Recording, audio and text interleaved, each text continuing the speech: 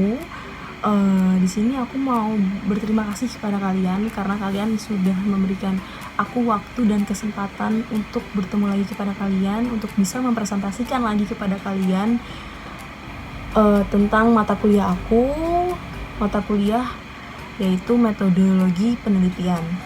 Di pertemuan pertama, aku udah jelasin ke kalian sedikit tentang apa itu sistematika usulan penelitian skripsi, teori, konsep, dan perumusan hipotesis. Nah, di pertemuan kali ini, pertemuan kedua, aku mau jelasin ke kalian tentang desain penelitian. Sebelumnya, aku mau memperkenalkan diri dulu kali ya. Kenalin, nama aku Eka Putri Lestari. Aku dari akuntansi 6 shift 2 malam. Universitas Muhammadiyah Tangerang. Langsung aja kali ya, kita ke materinya. Yuk. Desain penelitian. Desain penelitian itu merupakan suatu rancangan penelitian yang menjelaskan berbagai cara yang bisa kita gunakan untuk menjawab permasalahan penelitian. Penelitian berupa apa saja? Ada 4, yaitu yang pertama populasi dan sampel, yang kedua ada jenis data, yang ketiga definisi operasional, yang keempat metode analisis data. Apa itu populasi dan sampel? Populasi dan sampel. Populasi merupakan suatu keseluruhan. Keseluruhan apa? Keseluruhan dari satuan, individu, objek ataupun subjek yang mempunyai kuantitas dan karakteristik tertentu yang akan kita teliti, baik berupa orang, benda, atau peristiwa, di mana di dalamnya itu kita bisa mendapatkan berupa data ataupun informasi penelitian yang kemudian bisa menghasilkan suatu kesimpulan. Nah, berbeda dengan sampel.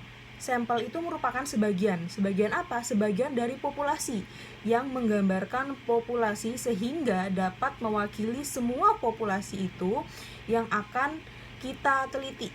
Nah, yang kedua ada jenis data. Jenis data itu apa? Jenis data itu bisa kita dapatkan data itu apabila kita butuhkan untuk keperluan penelitian. Dan dari jenis data penelitian itu ada 3, berdasarkan sifatnya, berdasarkan sumbernya, serta berdasarkan pengukurannya. Nah, dari berdasarkan sifatnya itu ada data kualitatif dan data kuantitatif. Dari data kualitatif itu merupakan data yang dibuat berupa kalimat ataupun kata-kata.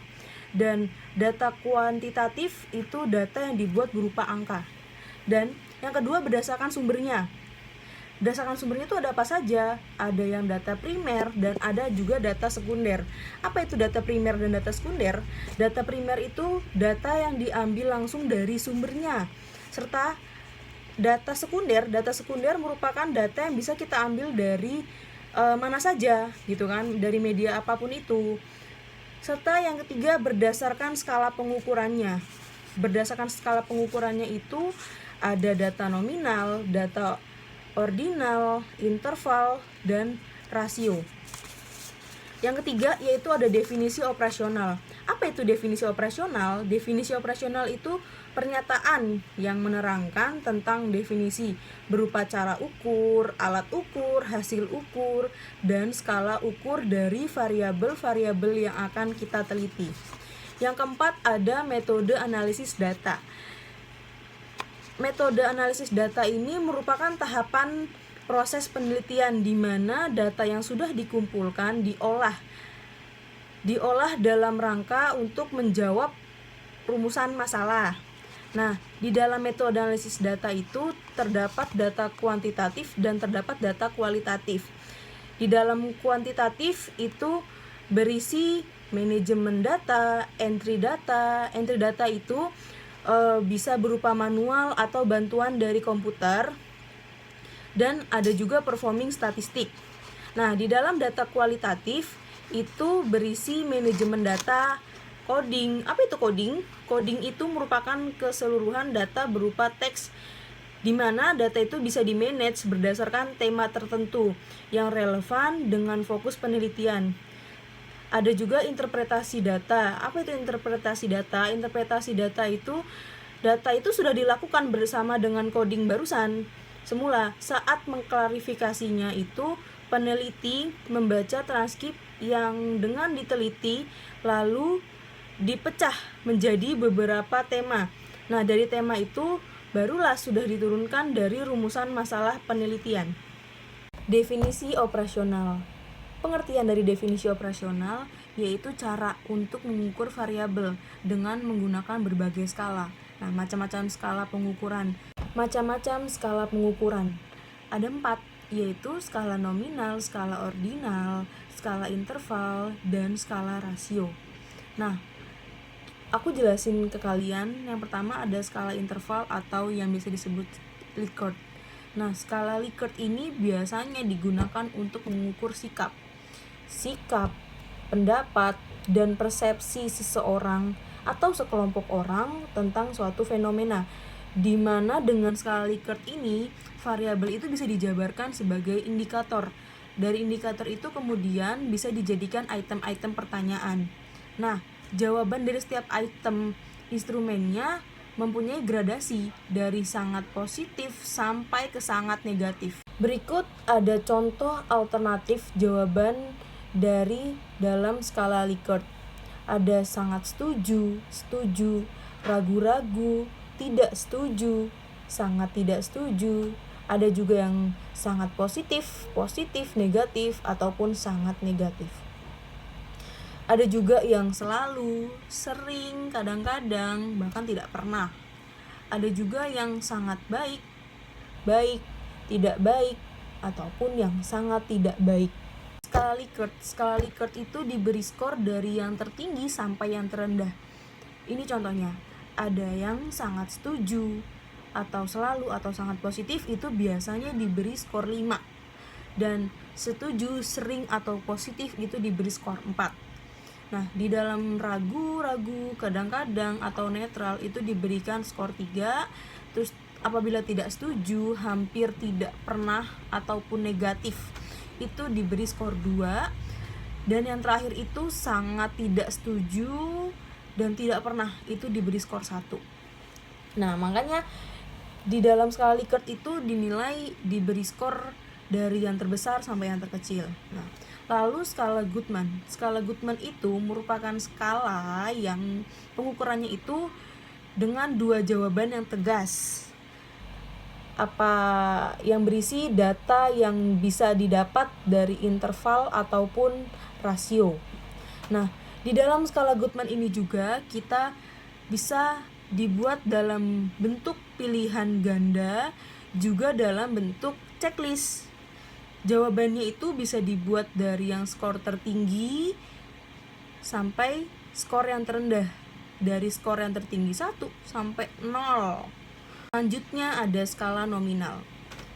Pengertian dari skala nominal merupakan skala yang pengukurannya itu di mana angkanya itu tidak bisa memiliki makna kecuali hanya sebagai pembeda.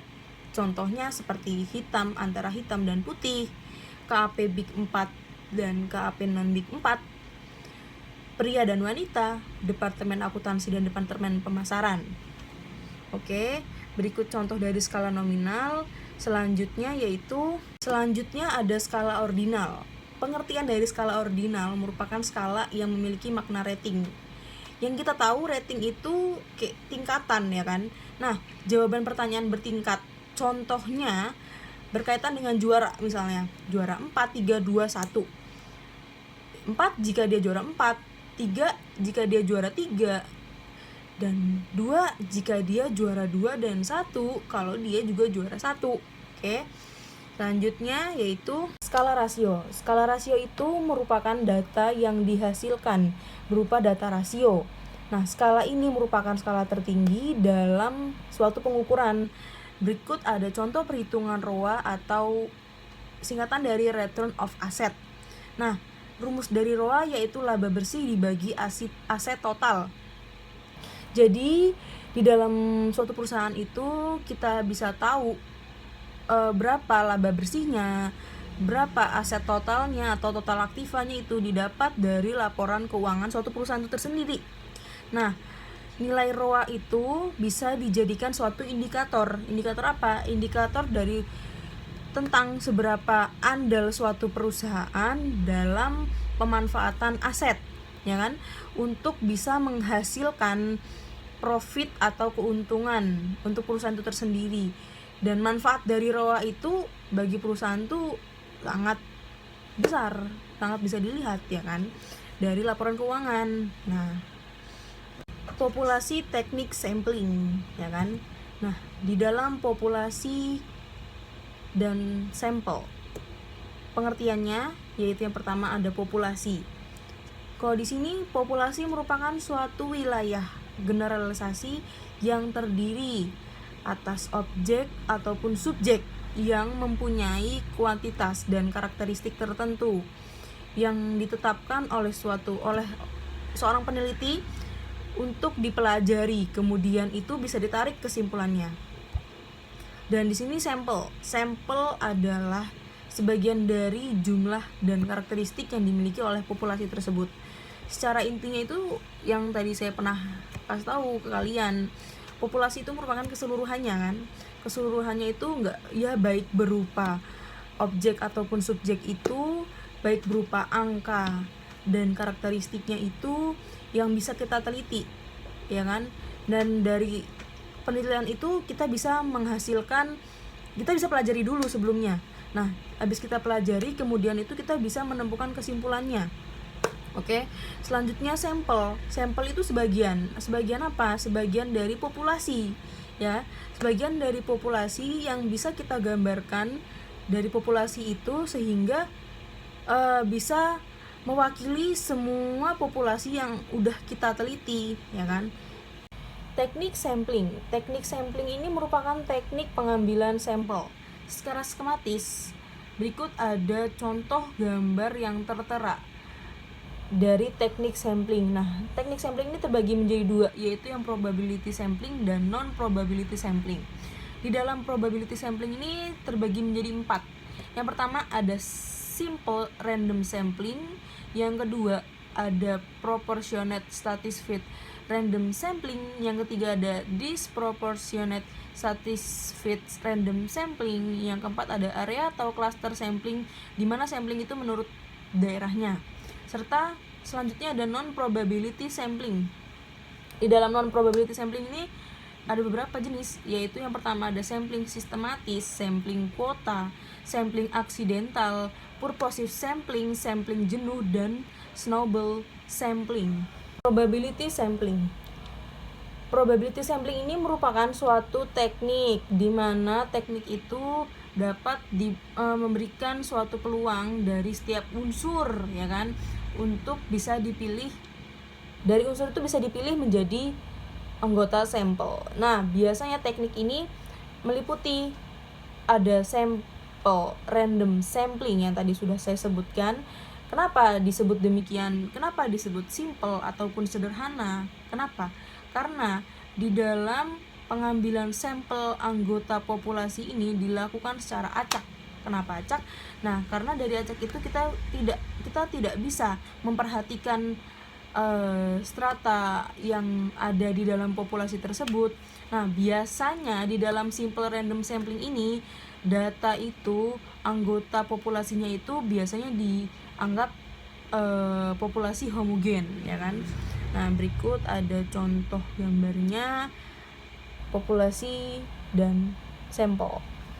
Selanjutnya ada proportionate stratified random sampling. Nah, di dalam teknik ini biasanya digunakan apabila populasi mempunyai anggota unsur yang tidak homogen dan berstrata secara proporsional. Nah, yang proportive stratified random sampling ini berbeda dengan sampling random sampling. Nah, tadi kan kalau yang simple itu dianggap populasi itu dianggap homogen. Nah, sedangkan kalau yang proportionate itu berbanding terbalik, ya, tidak homogen dan berstrata secara proporsional. Nah, berikut suatu organisasi, contoh organisasinya yang bisa mempunyai pegawai misalnya dari latar belakang pendidikannya misalnya. Nah, contohnya ini di sini ada populasi kan tadi keseluruhan. Nah, dari populasi itu kita ambil 50 dari S1, 300 dari SM, 500 dari SMK, 100 orang dari SMP, dan 50 dari SD. Nah, berbeda dong dengan sampel. Nah, dari sampel kan karena sebagian dari populasi. Nah, kita ambil sampel dari S1 14, SM 85, dari SMK 139, dari SMP 28, dan dari SD 14. Selanjutnya ada disproportionate statistic random sampling.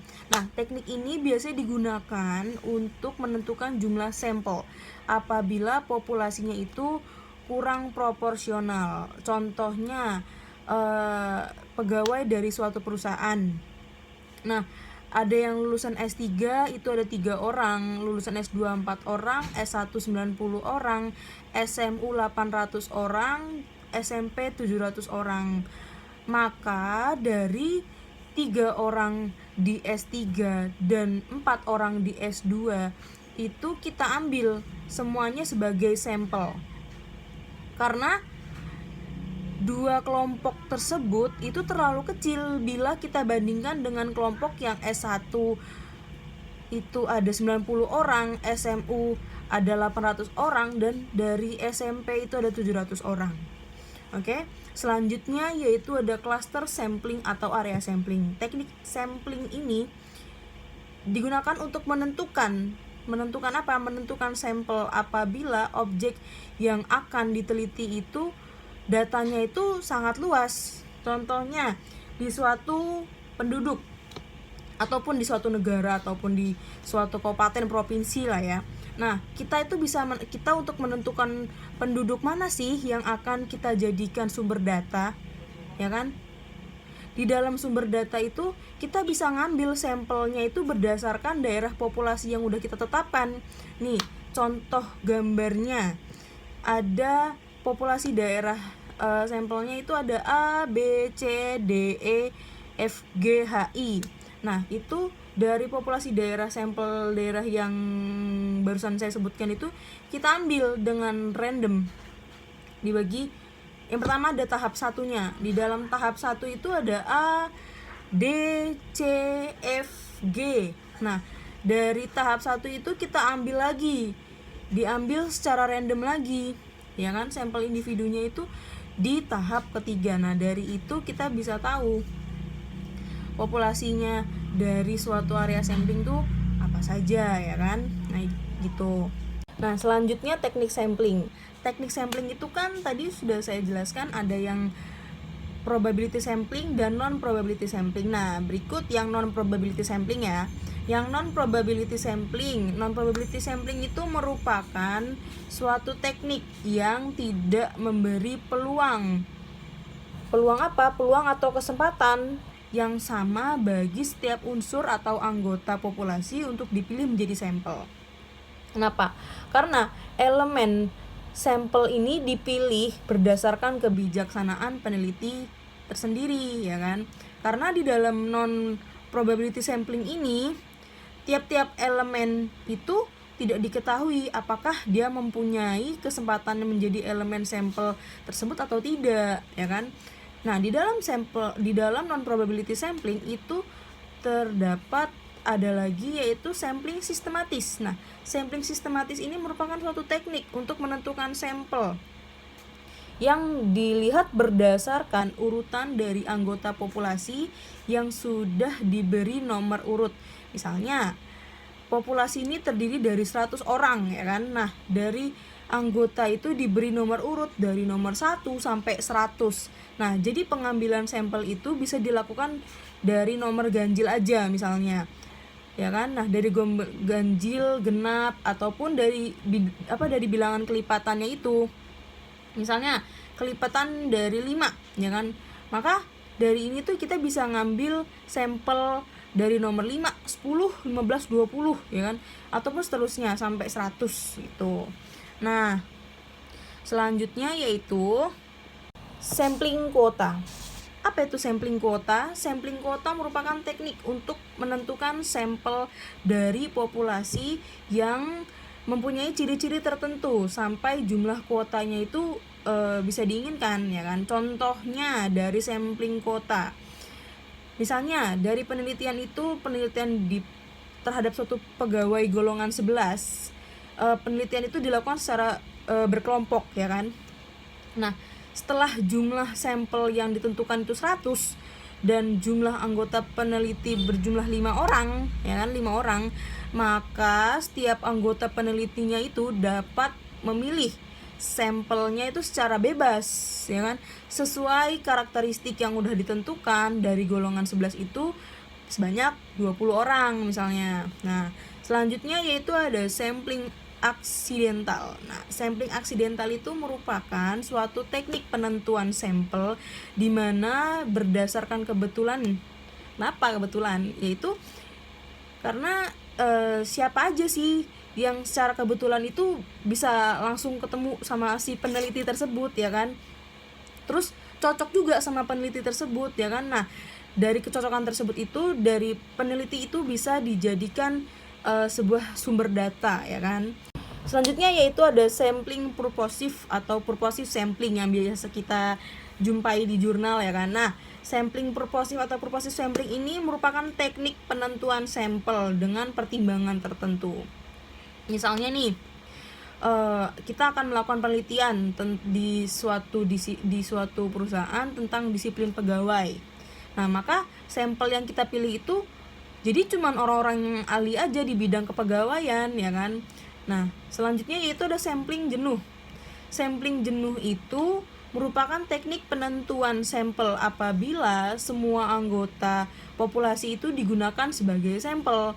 Nah, hal ini tuh sering dilakukan. Kenapa? Karena bila jumlah populasinya itu relatif kecil, kurang dari 30 orang, maka sampel jenuhnya itu adalah disebut sensus, di mana semua anggotanya populasinya itu bisa dijadikan sebagai sampel. Nah, yang terakhir yaitu ada Snowball sampling ya. Di dalam Snowball sampling itu teknik penentuan sampelnya itu mula-mula itu jumlahnya kecil. Nah, kemudian sampelnya itu disuruh untuk memilih teman-temannya untuk dijadikan sampel. Begitu terus-terusnya ya kan alurnya. Jadi jumlah sampelnya itu semakin banyak. Nih, ibarat bola salju yang menggelinding. Makin lama menggelinding tuh semakin besar tuh bola saljunya. Nah, maka di dalam penelitian kualitatif itu banyak menggunakan sampel purposive atau purposive sampling dan Snowball. Nah, berikut ada contoh gambar Snowball sampling ya kan. Nih, ada pilihan pilihan B sama E. Di dalam pilihan A ya kan jadi dalam pilihan A itu memilih teman yang B sama yang C. Di dalam B itu memilih teman lagi, ada yang D, E, F. Di dalam D, E, F itu pilih teman lagi, ada yang J, K, L ya kan. Nah, di pilihan yang A itu dia kan memilih C juga tuh. Di dalam C itu dia milih teman lagi, ada yang G, H, I dan begitu seterusnya. Jadi semakin kecil dia banyak mengajak teman untuk menjadi anggota sampel gitu ya kan. Nah, cukup sekian hasil presentasi materi yang udah aku jelasin ke kalian ya tentang desain penelitian. Semoga kalian bisa mengambil manfaatnya dan kalian semoga bisa mengerti tentang apa yang udah aku jelasin ke kalian. Dan thank you for watching and wassalamualaikum warahmatullahi wabarakatuh.